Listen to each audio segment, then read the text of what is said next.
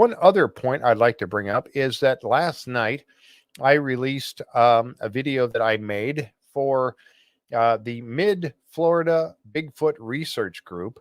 That is Marie Dumont and her team, Mike and Chris and Ruby, I think is the name of the other lady. She couldn't make it with us, but we did and I think I talked about this a little bit earlier, but we did they took me out to one of their research areas in Mid Florida.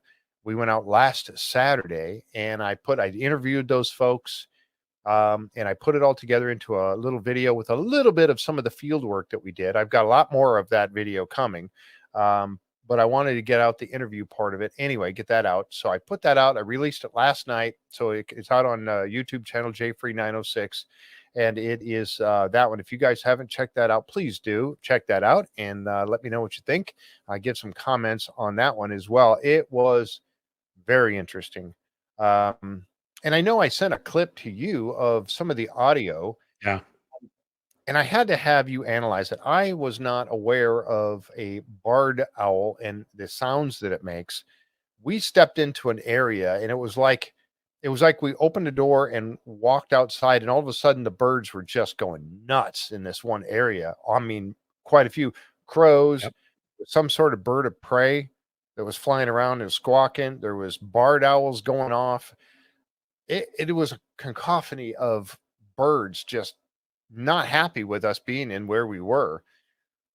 And what did you make out of that audio clip that I sent you? Yeah.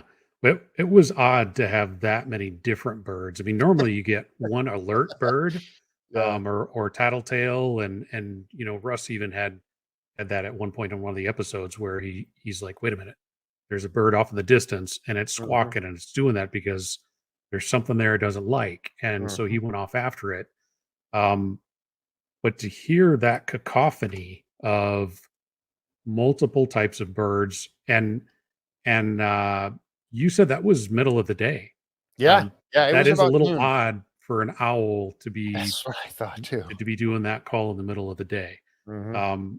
So yeah, what I kind of looked through on that was I got a sample barred owl call. That's the "Who Cooks for You" sound that it makes, so that I could see what that looks like in spectrogram, and use that as my basis to look at. There were at least two sounds that were owls or sounded like owls, and there was the one owl that was a very strong, very consistent with the sample that I had and matched very well.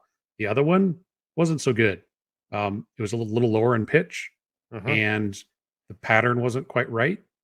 And so the primary one, I would say that was probably in fact an owl.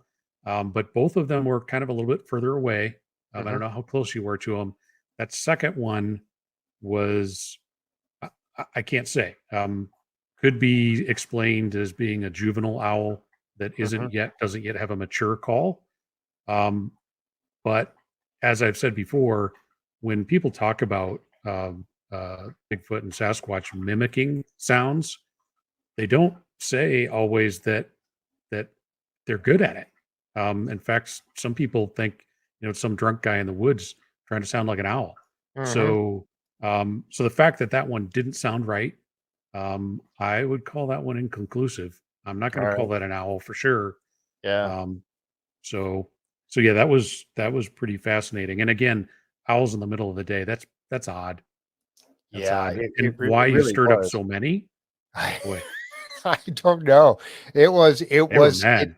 they were, and it was, and the owls were, I would say, at least a couple hundred yards, or about 100 yards away. I was going to say a couple 100 feet, but they were not close. And I was looking for them when they were going off, and I'm looking. I was trying to find them and see if I could see them, and there was no way. Now I did see the bird of prey as it flew by. I mean, it was circling us, and that clip doesn't have everything in it. I basically just kept what had the hooting going on. But I mean, that bird of prey was circling. He was flying right down low, and then the crows going off, and that bird going off, and then the hoots.